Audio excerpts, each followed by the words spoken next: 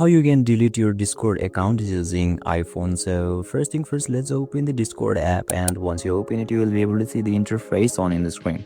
So now you can see there is U option at the bottom right corner. So just tap on that U or profile icon, and once you tap on it, you can see there is settings option at the top right corner of this profile page. So once you tap on the settings, you can see account at the second option. So let's select the account, and afterward you need to scroll it down unless you find the disable account and delete account. So you can see an account management option.